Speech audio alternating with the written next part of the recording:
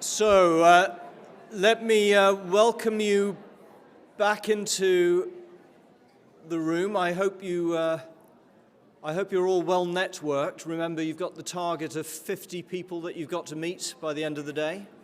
So do come in and take your seats, please.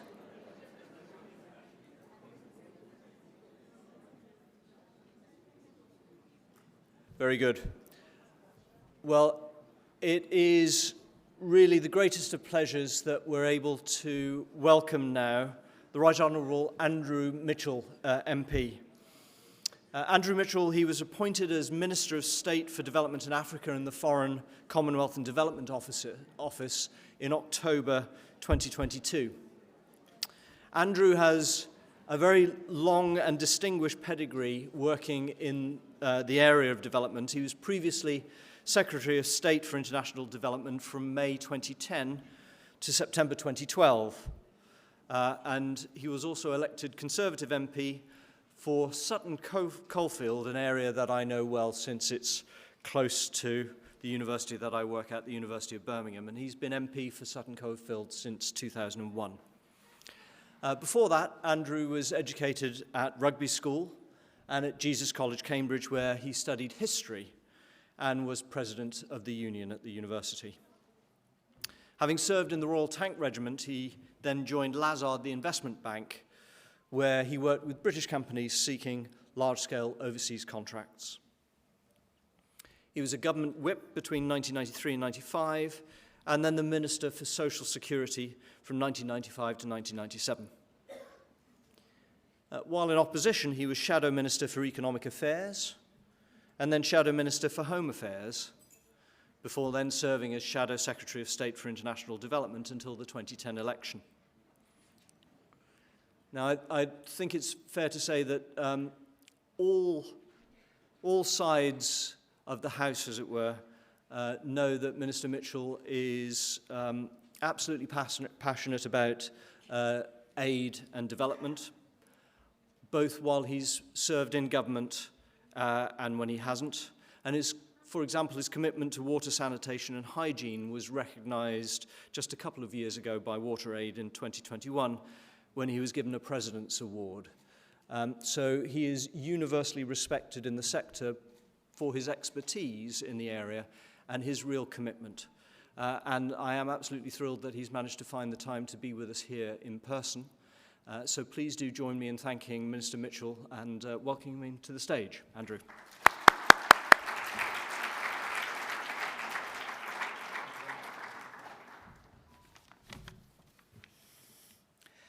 Well, good afternoon, everybody, and welcome. I've just had the wonderful opportunity of meeting 5 brilliant scholars who are here this afternoon, and I am completely overawed and humbled as a single-degree graduate of history.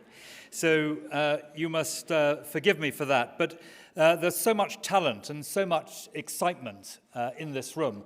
And you know, I often try to explain to people who are sometimes a bit skeptical about the work of international development why it is that Britain supports so strongly education around the world, and at the top of that, brilliant schemes like this. And of course, the reason is that in this room, with all this brilliance and knowledge here, one of you may be the person who drives forward the critical progress in technology, or maybe discovers the cure for cancer. So thank you so much for coming to this country and for all that you are doing. And thank you too to Robin and all those who are involved in running this brilliant scheme, for all your hard work, energy and effort. And it's great to see so many of you here from this wonderful scholarship programme today. I hope your studies in the UK help to nurture your talents and encourage you to follow your dreams. I also hope that you leave today with new friends and fresh connections from all over the world. As members of the Commonwealth, we cherish the same values and we strive towards the same goals: democracy and development, peace and prosperity. And that is why the UK government supports and admires this scholarship programme. It has a proud record dating back to 1959 and is more important than ever today when our shared values are under such threat. Together, nations like ours must pull together to promote and defend what is right and show oppressors that they will not win. And this is why we count ourselves very lucky to have you here in the United Kingdom, because you are the decision makers and leaders who will promote our shared values and drive positive change across our family of nations. As Her late Majesty Queen Elizabeth once said, the Commonwealth can offer us a fresh view of life. With your talents, your ambitions, and your curiosity, you bring that fresh view. You only have to look at those who have gone before to see what a bright future awaits. These scholarships have supported tens of thousands of talented people like you to study at the top British universities, to learn more about our culture and to forge lifelong links with Britain and with each other.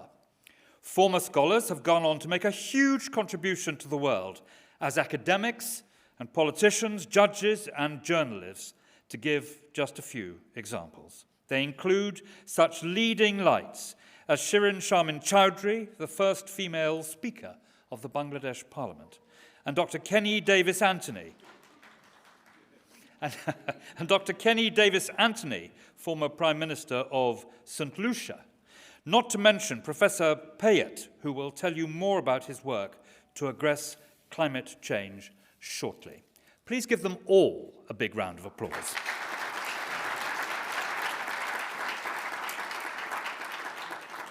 Now, climate change is just one of the major daunting problems the world faces today that graduates from this programme are helping to tackle. One of our more recent scholars is using data mapping in disaster management to help governments plan for catastrophes, while another is educating and supporting victims of gender-based violence in nearly 200 countries using the latest online technology. There are many more impressive, inspirational stories.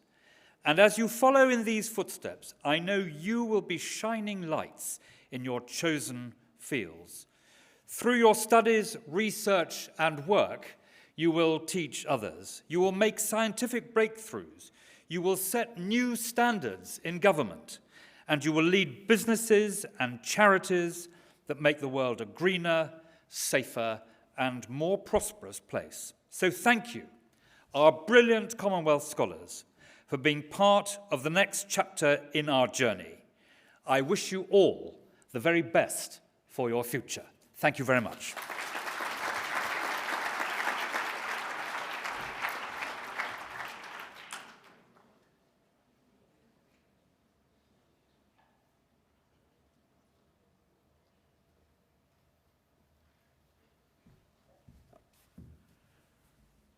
Well, I just want to add my thanks again to the Minister for being with us and for giving such an insightful speech, actually. So thank you so much. But as the Minister said, we had the double delight this afternoon of not just hearing from the Minister, but also from a Commonwealth scholar. So Professor Rolf Payet is the Executive Secretary of the Basel, Rotterdam and Stockholm Conventions, a position he's held since 2014, and he's the former Minister for Environment and Energy in Seychelles. And in fact, in 2009, he established the first university in Seychelles, where he is current Pro-Chancellor. He served as the Seychelles chief negotiator for the Basel Convention, the Montreal Protocol, and the UN Framework Convention on Climate Change. He's established important multi-stakeholder platforms such as the Global Island Partnership and co-chaired the International Coral Reef Initiative.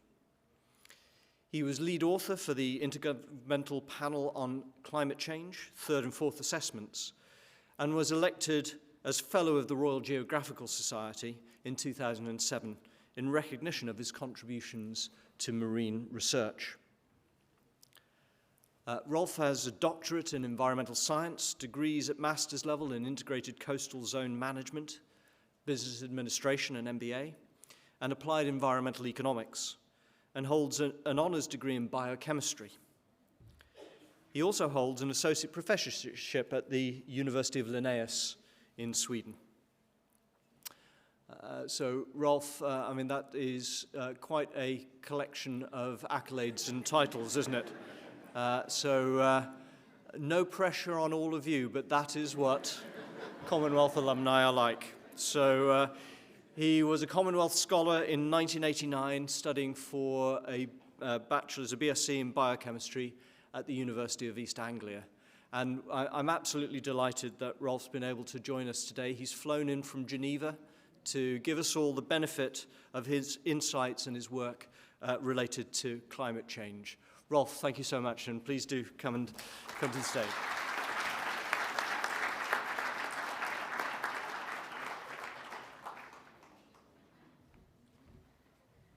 Thank you so much, Robin, for this introduction, and a wonderful afternoon to you all, and really, really happy to be here, and thank you, Joanna, as well, for the invitation once again to address of course, our early career, mid-career, and probably late career Commonwealth Scholars.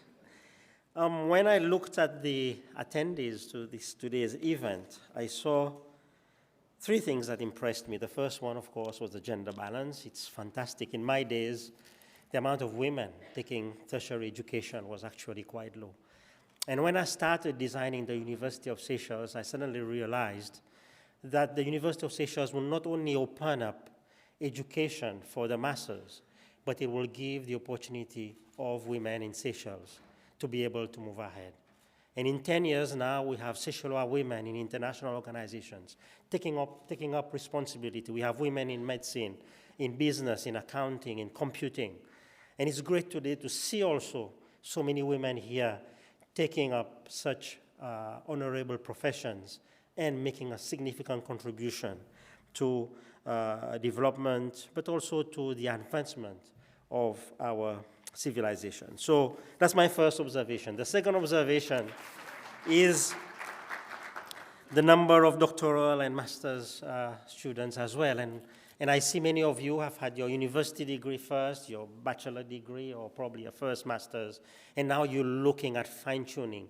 You're looking at getting into the cutting edge. You're looking at accessing further and better information and being at the center of thinking and analysis and exchanging and learning. And for me, this is what the Commonwealth Scholarship brought me way back in 1989 when I landed in London, first time traveling, getting off from 30 degrees from Seychelles into, I think it must have been 8 degrees with a wobbly suitcase. You remember those wobbly suitcases that you pull on 4 rolls and it wobbles and you have to navigate through the London Underground and train stations going up to Norwich. And I can't remember, I can't forget this very special day. And then meeting all colleagues from different parts of the world. Of course, nobody knew where Seychelles were, and I hope you know by now with internet and everything. I hope you know. So I had a T-shirt which had a map on there, Africa, Madagascar, and I put a big pen with a dot there saying Seychelles. So everybody said, "Where are you from?" There you go, man. But for me, it was a chance to know about you all. And I hope you've taken advantage this morning, and you've taken advantage for those of you who are starting or for those of you who have already spent 6 months or 3 months at university. Please take advantage. Don't stay in your small group. If you're from Ghana, don't stay with the Ghanaians. They will be there. Go and meet the Greeks, go and meet the British, go and meet the South Africans, go and meet the Guatemalans. I'm married to a Guatemalan, by the way, so you can see what happened. You can see what happened, right? So there was no club. I mean, Seychelles, you're one person in my club. So I joined the Hellenic Club in the first 6 months, and I learned to dance the Zoba. I learned how to cook moussaka. And with my children now, I share with them this cultural heritage that I had, you know. And I promised my kids now when I get home, my wife just sent me a photo of cassava. I said, you know what cassava is? I said, this is cassava. And we're going to make fufu for them from Nigeria. Yeah, fufu. So please, please, please try out all those foods. And you know what I hated the most? Sorry, my British friends. The Sunday roast. I hated it. I got invited to the family, and all they put before me was Sunday roast. After 3 servings, 3 weekends of Sunday roast, I absolutely love it today. With cranberry sauce, with Yorkshire pudding, and I know how to cook it. So, you know, thank you so much for making me love the Sunday roast. Really, really, I look forward to Sunday roast now, but I really didn't like it at the time. Third observation, and I get to my presentation in a minute, is that you are spread across so many disciplines. And what came out to me here, we have a huge amount of participants in the social science area. Now, I'm a natural scientist by profession. I study science, I wanted to understand science. But halfway in my career, I found out that just interacting with the science is not good enough. And I don't know whether any of you know Jane Goodall. Jane Goodall, you know, she's retired now. She was one of the eminent scientists in chimpanzees in Central Africa. Did a lot of work on the conservation of chimpanzees. And I met her, and she told me, Rolf, I spend all my time with chimpanzees. I know when they are sick, when they are happy, but I suddenly realized that if I stay with the chimpanzees will disappear. Because the problem is not the chimpanzees, it is the human beings. So, colleagues who are studying social science, we need to crack this, because the problem of climate change, the problem of pollution, it is not the science, it is the human behavior, the human nature, our desire to consume, our desire to waste, and our desire to not think about that our resources that we have on our blue planet here. I kept this in my first slide just to show you that we have one planet, guys. One planet. Anything that jumps outside this ball there needs to have equipment to breathe. They need to grow their own food. They will need to live in a synthetic kind of spaceship. So we need to preserve this planet, and it will take each and one and every one of us from every corner of the planet. And I want to show you 2 slides of the state, and I don't want you to be depressed, but it's good sometimes just to give you an impression of where we are today. Here we are. The global atmosphere carbon dioxide concentration is at 412. And if you look at the graph, you can see the graph is going like this. This is what's happening to our planet. And why is the CO2 going up? It is not because of some strange, unhuman event happening. We've sorted this out. We know it's caused by humans. It's caused by our activities. And it's not rocket science. And here I'm talking not to the scientists who's going to go and study climate change, but to the social scientists, to those who are going to study different fields, like medicine, for example. We've seen from climate change that will be increase in diseases as a result of climate change. You're going to study maybe water development. There's going to be water scarcity, or too much water for that matter. If you're going to study agriculture, we know there's going to be shift in patterns in agricultural production. So all these areas will be impacted by climate change. Your area of science today will be impacted by climate change. So it pays attention, it pays concern, and it pays research to move into those areas. Not just think that climate change is going to be a subject I'm going to study, but in all the different subjects that you're going to be studying, you have to think through how climate change will have an impact on you. And I bet on you that you will find those impacts, because they're all connected to this human society that we have on planet Earth. The second is global wildlife production. Populations declined by 69% in the last 50 years. That is shocking. Maybe you didn't know, maybe you're not aware.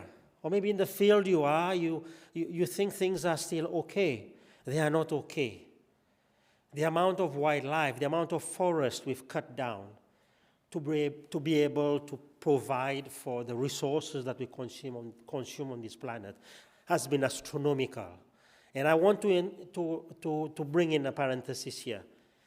I had a scientific academic career, and then I went into politics. And I see a lot of politicians, they forget about their scientific career when they become politicians. They forget about their social science understanding when they become politicians. We should not.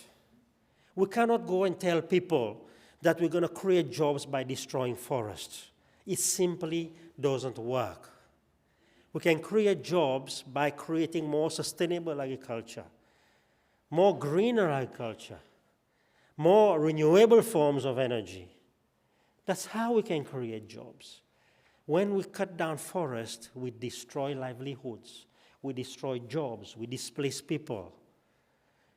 We reduce the space that is sufficient for us to live on the planet. And mind you, many of these politicians must have learned this before. But when they become politicians, I don't know whether they're following TikTok now or whether they're following social media. I mean, why are you guys going to university then? Let's stay home and follow TikTok. And we take decisions based upon TikTok. Okay. Our societies are changing, and our young people are changing. So we have a moral responsibility to be able to share those. And when we take positions of leadership, share those concepts of sustainability. That's my biggest advice I can give you. And let's move on to the next one. The world recycles 9% of all the plastic, and this is the current work I'm involved in. It's amazing the billions and billions of tons of plastic we have put in the ocean. And today, these plastics have broken down into very, very small particles. And I bet you, go and find me a bottle of mineral water. Put it under a microscope. All of those have microplastics in them. There's even been observations now, you can check, you are all at university, Google. There's plastics in our atmosphere. There's plastics in our food. They're doing now research between the mother and the placenta and the baby, where the plastics can move into when the baby is developing, whether the plastics can move from the blood-brain barrier. And there's emerging evidence that this is what's happening. This is not extraterrestrial, guys. This is not some alien that came and dumped plastic on our planet. It's you and me. The guy next to you, the lady next to you, they are all responsible. We are all responsible. We have to solve this issue of plastics. And currently now, the world is negotiating an international treaty on plastics. It's going very slow, as you can imagine, because the oil producers are coming in saying, hey, you're going to affect my oil industry. I need to continue producing plastic. The ones that make the bags saying, what are we going to do now? The world has been changing jobs throughout history. Many of you who study history, who studied labor, the jobs are changing all the time. It's part of who we are. It's part of how we have overcome each and every challenge that the world has thrown at us. Why is it so different now? Why can't we make the shift towards more renewable forms of energy? Why can't we have sustainable agriculture and sustainable forestry and sustainable fisheries?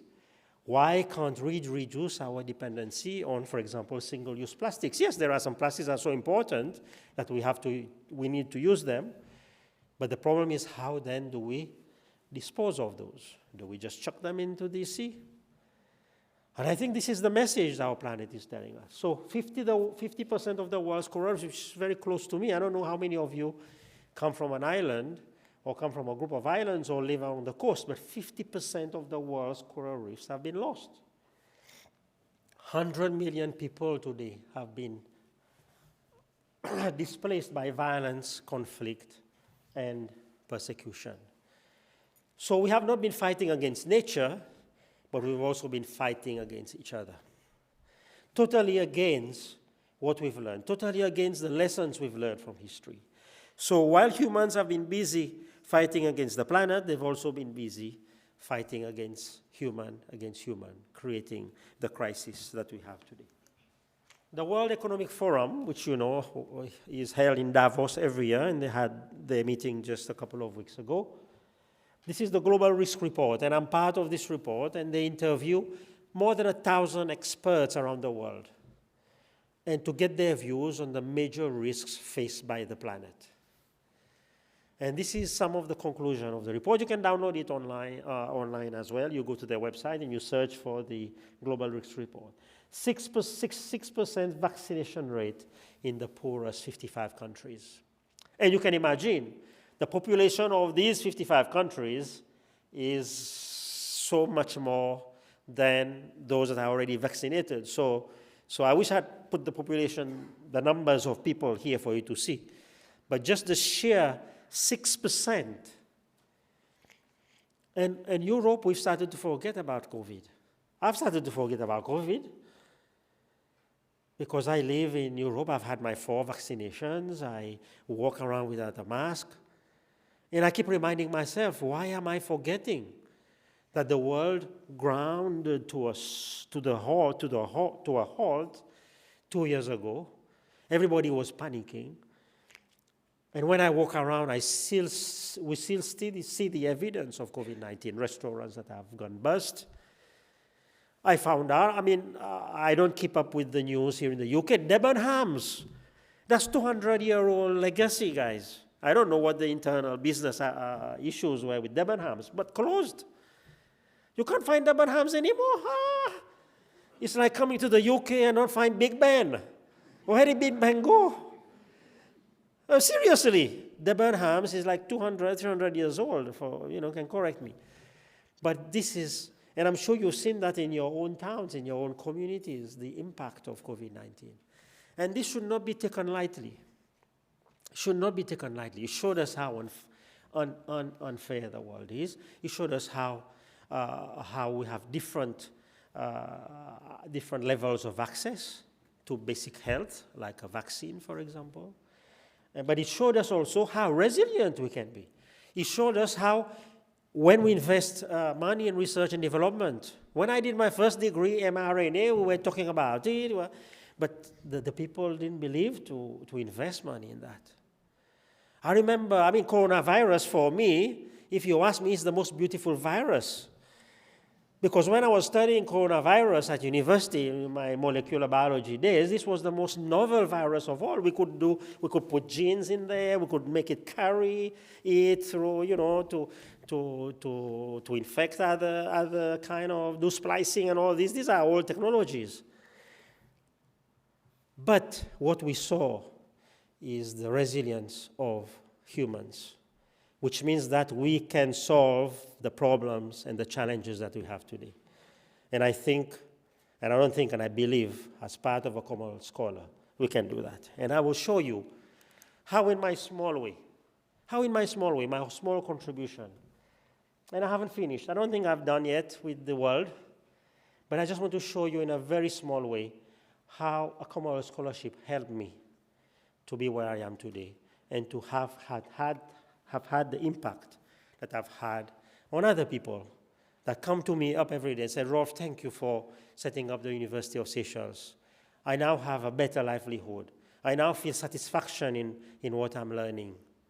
I get emails all the time on LinkedIn about the people that have been able to have an impact. I get an email from people from conservation areas that I've set up, islands that I've protected. And today we have, for example, in the Seychelles, the Biodiversity Convention just agreed on a framework for protection of biodiversity for countries to set aside 30% of their territory for conservation. Seychelles, 10 years ago, achieved 55% conservation of its territory. And 5 years ago, achieved 30% of its marine area, which is the size of France and Spain put together. You can just imagine how big it is, the exclusive economic zone of the Seychelles. Achieved protection of 30% of that. And this is all the hard work that I put in, that I believe in. And I didn't only set up the marine protected area, but I designed a first time. And sometimes when you talk to people, they will say, this is a ridiculous idea. And I worked very closely with the president of the Seychelles, and I told him, I want to set up a sovereign fund for the ocean. Because I had seen big organizations like the Nature Conservancy had set up sovereign funds for large areas of forest. But forests you can see, you can count, you can evaluate the number of species there. When it comes to the marine environment, you have to do expensive surveys and all this. And he told me, Rolf, I don't think it's going to happen. But he said one thing to me, I'm going to let you pursue this rabbit hole. So off I went down my rabbit hole. And after 10 years of networking, talking to people, meeting with people, Seychelles was the first country in the world who had the first blue bond and a sovereign fund for the protection of its marine environment. And today, many other countries are following suit. If I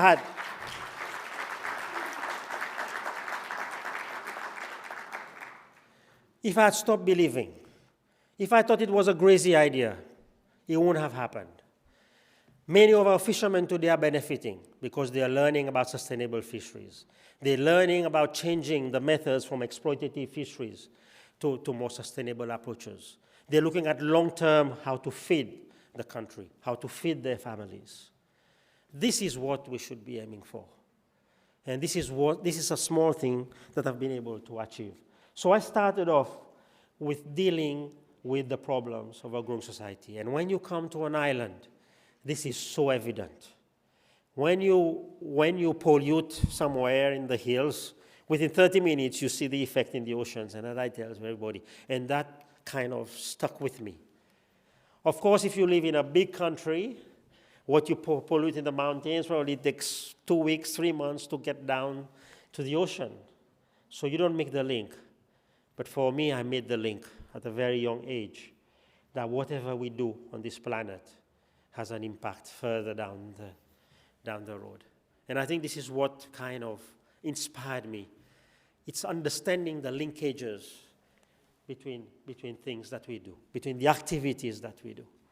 Second one is I realized that as a small island, and the issue of plastics, when people talk to me about plastics, I smile because my first research grant when I graduated in 1992 was about plastics. Because I went to one of the outer islands in the Seychelles, Aldabra, and there was no one living there, except 120,000 tortoises, a few million seabirds. But the whole land was stashed with plastics. And the plastics did not come from the land there. It came from East Africa, from Asia, because of the ocean currents, and it got stuck on the island. So I saw that even though I came from a very remote place of the world, and by the way, Seychelles is 3 hours flight from anywhere, so you can just imagine how far it is in the middle of the ocean. We were still going to be affected. So if you decide even to go into the mountain, lock yourself in a cave, or go into the bottommost part of the sea and build yourself a bubble, the human paradigm that I talked about there will reach you. You cannot escape it. So we are all part of this. And I realized that I was part of this global human problem. And I had to do something about it. And that's what inspired me later on to join the UN. Because I realized that sitting on my island, like Jane Goodall, sitting with her chimpanzees, I couldn't make the change. I had to be part of the international community to make the change. And I'm very happy in 2019, we had the first amendment, the first international convention that had an amendment to deal with the issue of plastics. And within 6 months, the amount of plastics being shipped from Europe to Asia to Africa went down by 80%.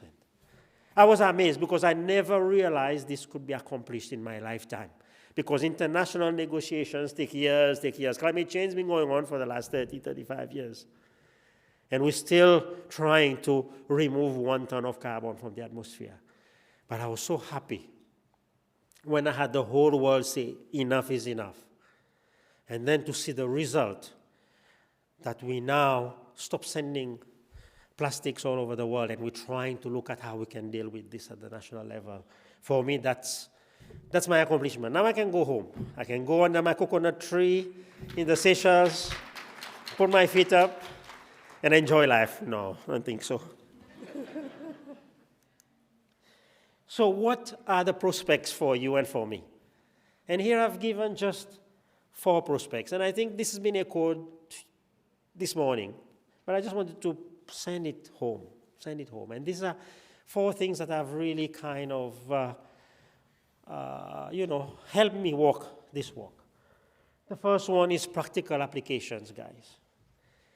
Yes, fantastic. We're going to have fantastic research here. You're going to come up with fantastic ideas. But make sure that it can be implemented by a 9-year-old, by a 5-year-old. Okay? However complex you think it is, that is your job to understand it. But it's not the job of the 9-year-old to understand how plastic breaks down. It's your job to break it down into simple language that this 9-year-old can feel responsible and empowered to take that message forward. Okay, I learned this very early in my career. And here I've talked to you about chemicals and waste without mentioning any of the chemicals that I deal with, and you don't want to know. But I hope I've been able to share with you a very simple message, which doesn't mean that it's taken away the complexity of the issues that we are dealing with. But we have to share that message in a very simple, practical way. The solution as well has to be simple. I had a couple of my guys, and I worked with in the Ministry of Environment in Seychelles for a while, and I was responsible for wetlands. And while I was more interested in wetland biodiversity and wetland, we were infested with invasive species, especially the water hyacinth, which you also have here now. It's all over the world. It's infested all wetlands and whatever. And I had these guys who came to me and said, Rolf, we cannot do the water hyacinth is blocking and removing all the oxygen from the wetlands, and we cannot do anything. It's taking over the whole wetlands. And these are very, fragile environments. What do we do?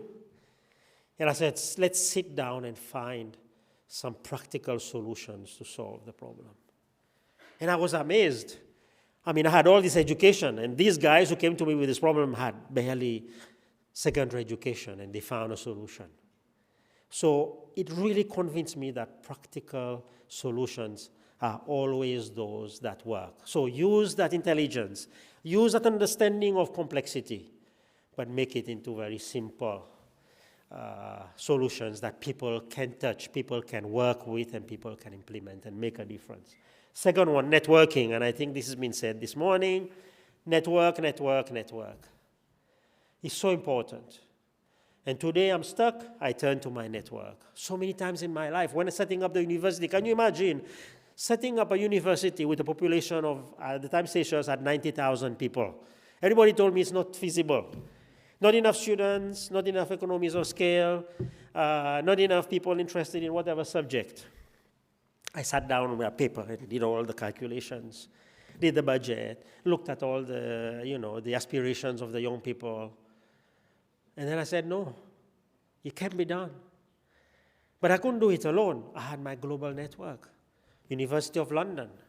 I know the Vice Chancellor very well. Hello, sir. I'm trying to set up a University of Seychelles, don't laugh. What can you help me with? I knew the professor in physics in Germany. Can you help me with developing those modules? Then I had all my colleagues in environmental science. And I wanted to develop something which is unique to Seychelles, our own environmental science program. And I developed it with the help of those people. And we've graduated, how many students in environmental science now in Seychelles. So use your network. They are a very powerful asset for you. And like I said before, it's not about exchanging, just the food, but also the knowledge, the friendship, the culture. So if you are, again, sorry, my friends from Ghana, don't stick with the Ghanaian friends. Let them say, that, now he's in the UK, doesn't know us. Nah, let them say what they want. But you know what you're doing. You are networking, okay? You are networking and learning and being able to function because your career is going to need it. Third, multidisciplinary issues. And and somebody asked me, why did you study economics? Again, I come back to this answer. I wanted to understand how people? Why do people waste? Why do people create the problems that we have? It doesn't make economic sense. To me, it didn't make economic sense. But when you ask an economist, it makes economic sense because everything is externalized, everything is forgotten about. And when we talk about climate change, I was part of the negotiations at the time, and of course I was smiling in the room when they were talking about the trading of carbon. I said, we have climate change because we've already overloaded our planet. We have nothing else to trade. So what are we trading there? Cards? We have a problem because we have used all the planet's resource, the planet's sequestration potential. That means the ability to absorb carbon dioxide is overloaded. That's why we have climate change issues. So what do we have to trade? So we enter into that kind of folly thinking that we have something to trade. We don't, guys. We've run out of time. Right now, whatever we can do is repair, recover, and invest into the right technologies and the right practices and the right thinking. Finally, is transforming. And I keep using the university as one because sometimes, even in my job today, I use that example.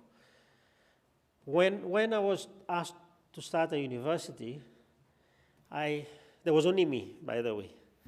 No money, no building, only me. And then 2 years later, we had a university started. How do we transform these bold ideas into something? And that is something really unique about human nature, about human beings.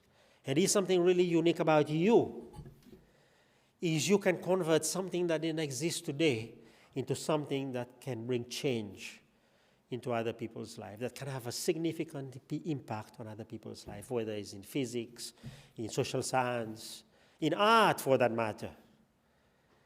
You can bring that because you've got this unique ability of transforming something that is not existent now into something that is beautiful, wonderful, impactful. You have it. Don't tell me I'm the only one who has it. I don't believe it. Each one of you have it. You just have to learn to unlock it.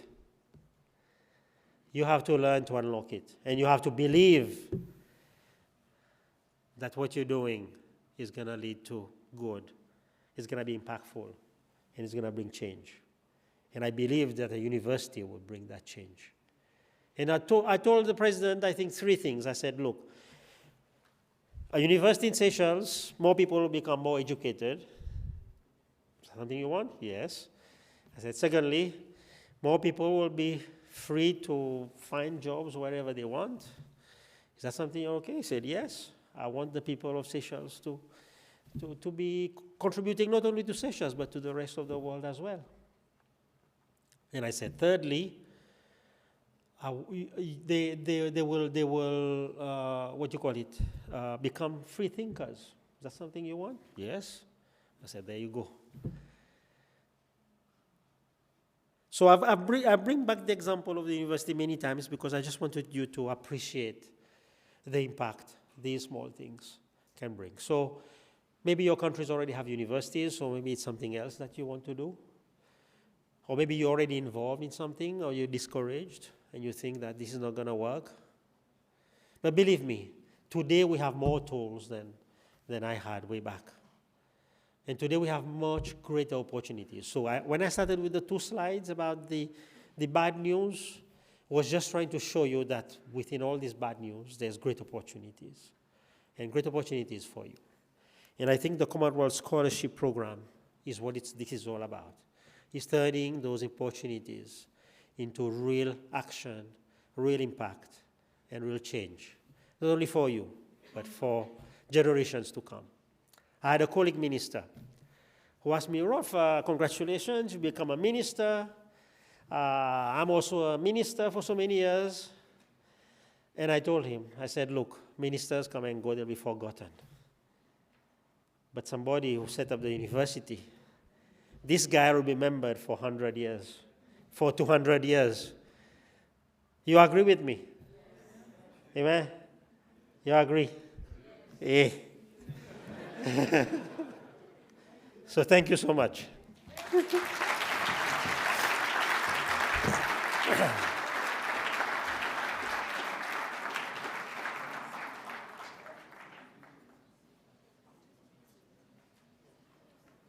I forgot about questions.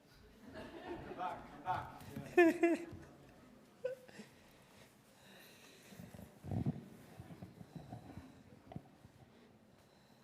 Ralph, thank you so much. That was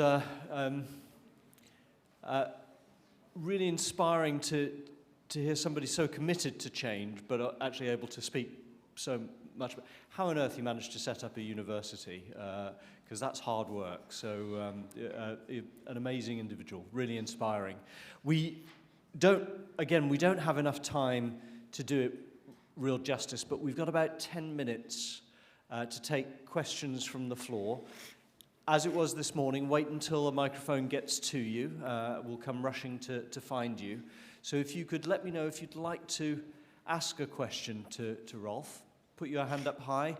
I've got one just there in the middle. I'm hoping... Oh, wait. Bear with us while we locate a couple of microphones.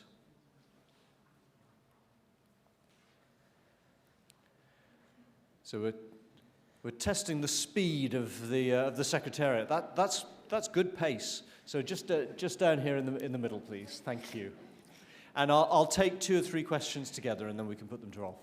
You first, please. Okay. Hi, my name is Arshad. I'm from the Maldives, and I'm studying AI at the University of St. Andrews. So being from like a small island nation like you, I could actually relate, since you said you had to like show on the map to them like where you come from. I think I'm the only one here from the Maldives. So when my classmates like ask like where I'm from, like nowadays we have Google Maps, so it's a bit easier to show them like where my country is. So I think my question is mostly related to maybe like climate change. So basically in our country also, there's a push to like go for like renewable energy sources as well to reduce our emissions. But in the grand scheme of things, like island nations, like smaller nations like us, we only contribute like a very tiny amount of like emissions in the grand scheme of things, right? But major like pollution is coming from like the richer nations. So how do we like as a small nation make actual like impactful change in the grand scheme of things? Like, because we could reduce our emissions, we could reduce our like plastic usage, pollution as well, but in the global scheme of things, it doesn't really make any change, right? So, okay. Yeah. Excellent question. Again, let me take 2 or 3 together, and then we can... So there's one at the back there, and then just there on the back on this side as well. So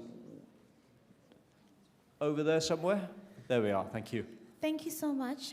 Good evening. My name is Kayaga, and I'm from Uganda. I'm doing a PhD in business, University of Leeds. My question is about buy-in. You've talked about so many projects around how you've created this big shift ideas. How do you, and we've spent the whole entire afternoon talking about networking and how you get people on their network map, but how do you get buy-in for those kinds of real impact changes so that we can think from our research, our big ideas, application, and then buy into the key stakeholders that can enable those things to come to life? Very good. Great question.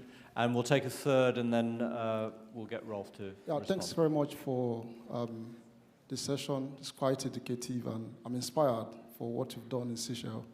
And I just wonder why we didn't have to ask questions to the minister. I would have had a question for him.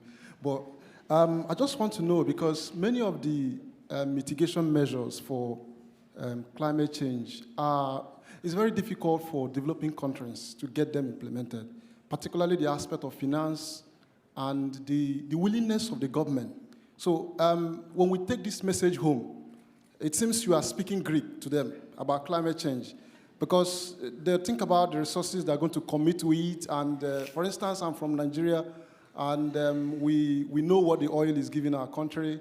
And then you are saying we should stop that and then get into green up and all that. So how do we take this message home? And when we communicate to them at the level of policy making, that comes to the minister aspect.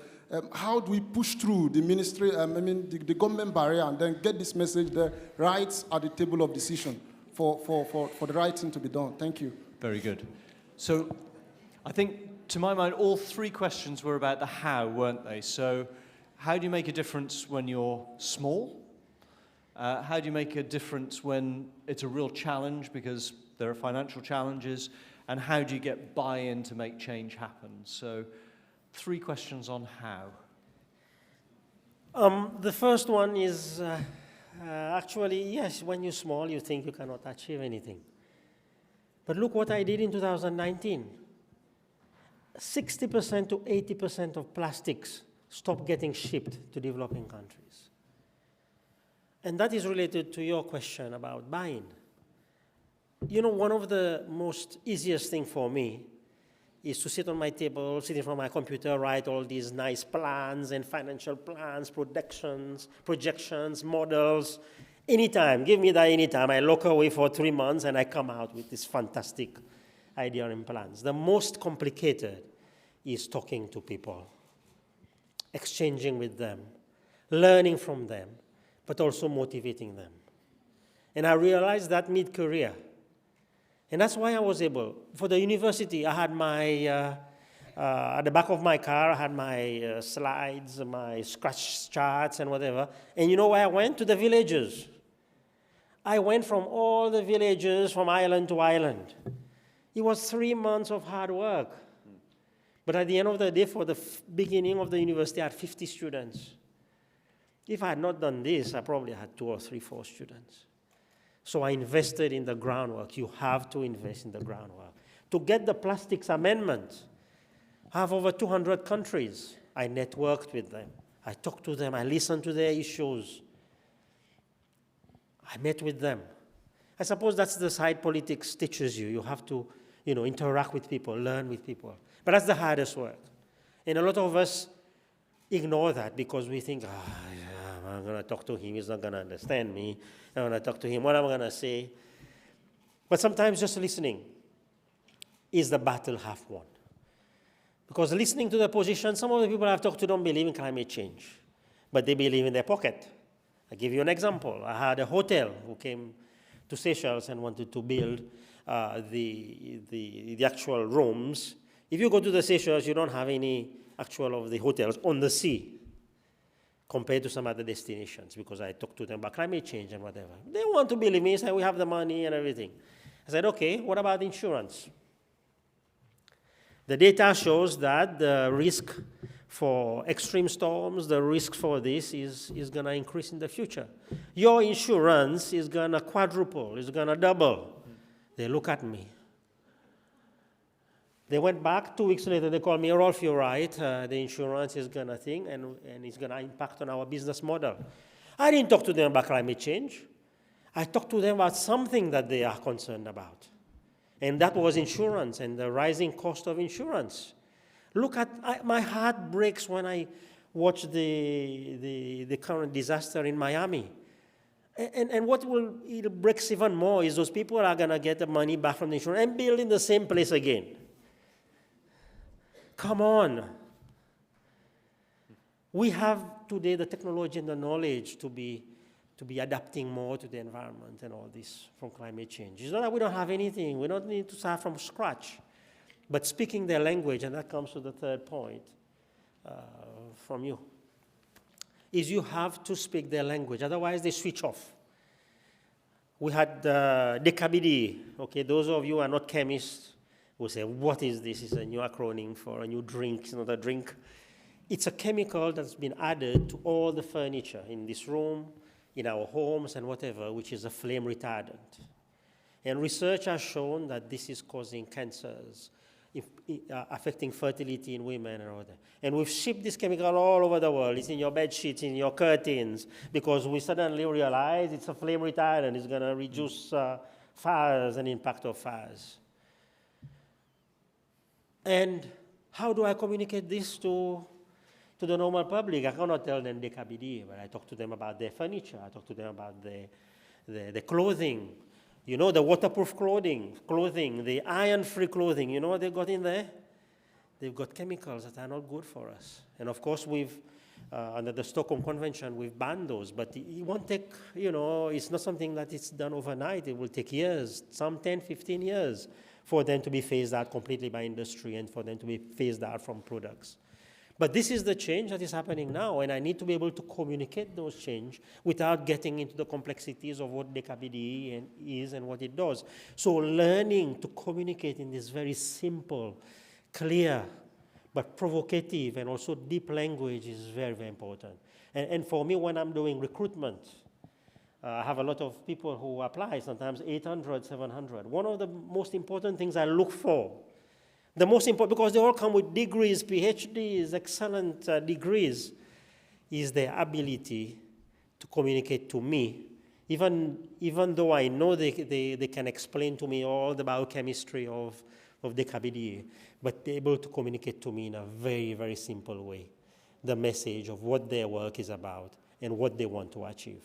Please, please invest in that skill. It's so, so, so important.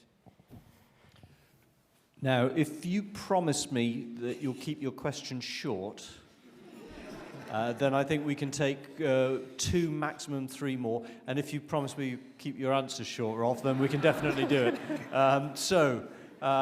With that, the last 3 questions, I saw a hand there, there's a hand over there, and just at the back as well, just there. Thank you.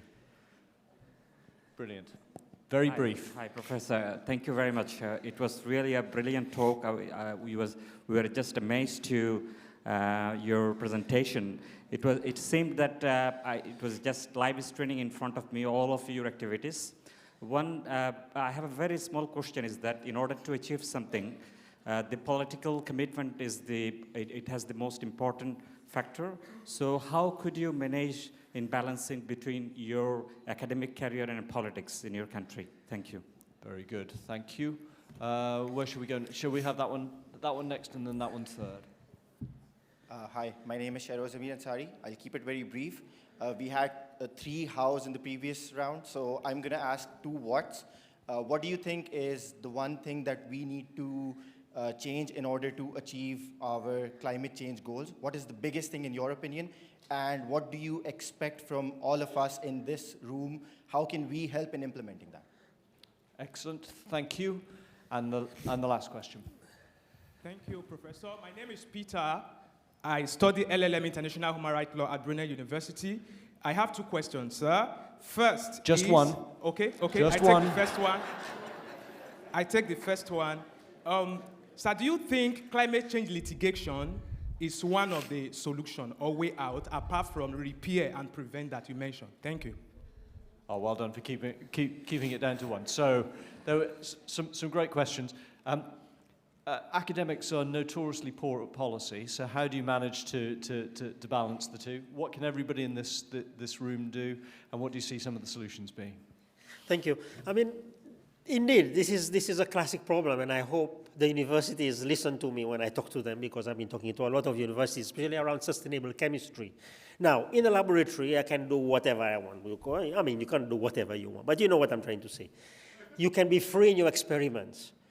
You can design new fabrics, new materials, but the thing is, you need to understand that this new material needs to go out into the real world. Your kids are going to play with it. Your babies are going to play with it. Your grandmother, your grandfather is going to play with it. Is it safe?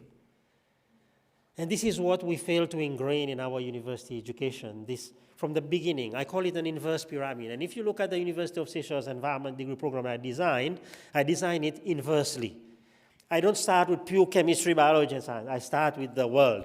It's an inverse pyramid. That means you get to understand what you're studying for before diving down with a microscope into exactly what the sciences are. And for me, I think this is what is seriously sometimes missing in our university, but not only university, but primary and secondary education, is really to start thinking about the raison d'etre, what we're there for, what we're studying, why are we studying, and what is going to be the impact of our career, our thinking. And here I talk from a chemist perspective, obviously, because we do all the products that are found around here and its impact on people. Climate change. Guys, if 40 years ago we had started doing one thing, we would have made such a big difference today. But my sadness is we are not doing anything. We are talking. We're still talking. I don't want to sound like Greta here. I'm not Greta. But we need to match the talking with the walking. And I've seen many governments, including the UK, has put in place ambitious programs. But then the politicians come under so much pressure to change that because life has become too hard. Sorry, guys. I'm sure some of you knows how hard life is because some of you have come from backgrounds where you don't have food on the table every day. You've been living on half a dollar or $1. That is hardship. Having a bit of cold where you have to turn down your radiator, which I'm doing, by the way, as a tropical person in Europe right now with the crisis. I just put on 3 layers of clothes, I've adapted. But what I'm trying to say is even us in modern societies need to make those kinds of sacrifices in order for us to move this world forward. And while I sometimes blame the politicians, I also know the politicians are under a lot of pressure. Because when they try to make those societal changes, they increase the tax on, for example, on hydrocarbons and reduce the tax. Everyone, fuel is gone up. What's going to happen with this government? Let's change this government. It's not a good government. Correct or not correct? Exactly. So how are we going to solve the climate change problem if we as people do not feel committed? Like the UK said, we're going to reduce our energy consumption. We have all of us to jump on board and reduce our energy consumption. Climate mitigation, yes, it's key. And it's not that we cannot do it. We have, I believe, today the technology. And I'll just give you a simple example. It's a funny one, but I'll give you a simple example. We're investing millions of dollars today to have this perfect electric car that can go 800 kilometers in 5 seconds and zoom across the British countryside, vroom, from Edinburgh to London in 1 hour. And yet today we have the technology of an electric car for a farmer in Africa who's 200 miles away to take his vegetables and take it to the city to sell it. And that takes a battery, an engine, 4 wheels, and a box. But we're investing millions to have an app-managed car that can zoom across the countryside at 200 kilometers because according to us, we have to maintain our quality of life. And that's the problem. Because we don't realize that our planet is already way past, guys. It's way past the red line. We are living on borrowed time. And while some of us might survive, millions and countless millions will not survive, whether it be from disease, whether from no access to water, no access to food, and millions will be displaced as a result of not doing something that we ought to have done 40 years ago, but we can still do it today. Thank you, sir.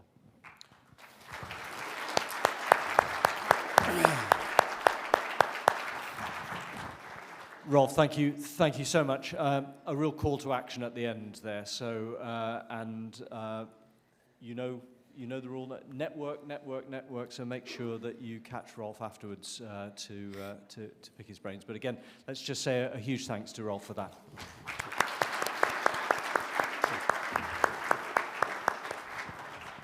And now, my pleasure to hand over to Dr. Joanna Newman to say a few words in closing.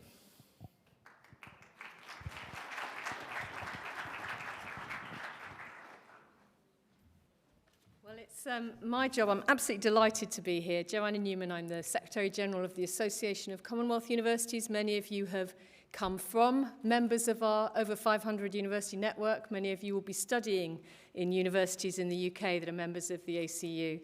I'm also the Executive Secretary of the Commonwealth Scholarship Commission, and I'm here on that behalf. And I'd like to say, firstly, Rolf, thank you so much for that incredibly inspiring example of why all of the work that you're doing as Commonwealth Scholars really matters. and your focus on what change we can all make and how connected we all are, whether we are small island, large nation states or large landlocked countries, we're all connected to each other globally. And this program, I think, is an exemplary example of how we're connected and how powerful the program is. I've been involved as a commissioner of the Commonwealth Scholarship Commission, and so I also know what it's like to go through the applications that you all made when you wanted to come and study here, and how extraordinarily dedicated you all are, not only as brilliant scholars, but also in the plans you've shown us of what you want to do and the impact you want to make during your studies, while you connect and collaborate here, but also when you go back to your countries. And the Association of Commonwealth Universities has been the secretariat for this program since 1959. You have over 31,000 alumni that you will be joining as part of this program. And seeing the impact that this alumni have made in the work that they've gone on to do, just like Rolf has demonstrated, is why this program matters so much. This is the first time, I think, for many of you that you have been brought together as part of our Commonwealth family. Many of you came a few months ago, you've settled in. There's always a massive amount of excitement, I think, when people meet together for the first time. And know that you will be incredibly well supported by the Commonwealth Secretariat, by the commissioners, but also by your universities that will be looking after you. I want to thank everyone who's been part of the programme today. I want to thank the Minister, Andrew Mitchell, whose strong support for the scholarship programme we're incredibly grateful to. I want to thank the STEP Secretariat in the Foreign Commonwealth Development Office, who have worked so hard to help support the programme. Professor Robin Mason, who's the chair of the Commonwealth Commission. I think you had a brilliant speech at lunchtime today from Dr. Banjogo, who I think was very inspiring and spoke without notes for the session. I hope that you'll be able to continue to connect to her while you're here. And obviously to Rolf for this wonderful speech that you've given and an inspiring call to action. I also want to thank all the speakers for the development theme panel sessions. Everything that you did in those sessions is connected to the Sustainable Development Goals, and the plans that you're producing for the impact that your work will have is part of the work that universities do as well. And I think, Rolf, you made the point several times about the importance of a university. At the ACU and at the Commonwealth Scholarship Commission, we believe in the importance of universities to solve all 17 of the Sustainable Development Goals. In fact, we argue that without the role of higher education, alongside primary and secondary education, you won't make the change that we need to make to make the world a healthier place, where the Minister reminded us that democracy, development, peace and security are the aims of the Commonwealth Scholarship Commission and what we all strive for. So the work that you're doing in your universities now, the work that universities did where you came from and where you will go back to, is extremely important. I also wanted to say that it's not all about work, it's also about connecting and collaborating, and the connections you make now, I hope, will last throughout your life. So I hope you also have a clearer understanding of your role as a Commonwealth Scholar. Not just the scholarship to come and study in the UK, but also joining a community with a joint commitment to contribute to your home countries when you return. It is the beginning of your scholarship journey when you come here, and you'll never want to not be a scholar, I think, of the Commonwealth. Wherever we go and visit countries, there are always alumni receptions, or there are ways in which alumni can connect with each other, and it's absolutely wonderful to meet people who have seminal experiences now which help to feed the rest of their lives and help them to contribute to their careers, but also their communities, both locally, nationally and internationally, as Rolf has also shown us. So please get involved in all the events and activities that are available to you while you're in the UK through your universities and through the CSC. Eat lots of different food, as Rolf has also suggested. Go to different student societies. Network, volunteer. There are lots of opportunities to get involved in your local community, again through your universities. Learn about how the university works in the local context. Keep an eye out for the monthly newsletter, CSC Mail. There's also events and activities organised in your regions. You will have met, I think, the regional network coordinators in the CSC today. They do a wonderful job, so thank you. Can we have a round of applause for our regional network committee? I mentioned earlier that there are 31,000 alumni of this scheme. You are all students and scholars standing on the shoulders of those who came before you. And I'd like you to offer your own shoulders to those that are yet to come. Mentorship and being mentored is a really important and valuable part, I think, of the role that you should consider yourself doing, both while you're in the UK, but also when you go back with the accolade of being a Commonwealth Scholarship scholar. I want to also thank the CSC Secretariat for organising this event. As you can imagine, it takes months of planning, so a special thank you to all those involved in the build-up to the event, as well as everyone who's helped out today. A massive round of applause, please.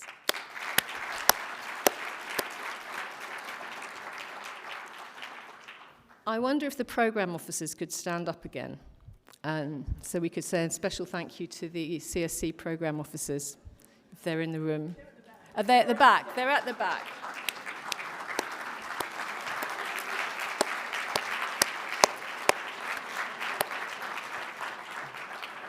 I hope you'll have a chance in our reception to come and connect to them, because I know how important they are to you from right at the beginning of your journey when you were thinking of applying for a scholarship to arriving in the UK.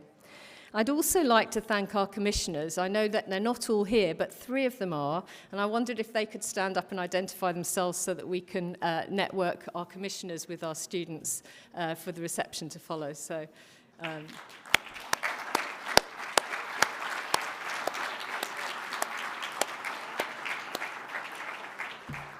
And finally, I mentioned that you are part of the Commonwealth family. There are a number of Commonwealth organisations here today who you'll also meet at the reception, and there's this Commonwealth and Scholarship Fellowship Plan Committee. I think I've got the name right. I always get it wrong. But in any case, these are a group of individuals who have supported the Commonwealth Scholarship Commission and other Commonwealth schemes for mobility for many, many years, and we're incredibly grateful to them for the work that they do, and grateful for the other Commonwealth organisations here who promote democracy, peace and security. Thank you all very much, and I want to ask you to enjoy your evening, enjoy connecting and collaborating, and there will be people to help guide you up to the 6th floor where we will be able to celebrate together. So thank you very much.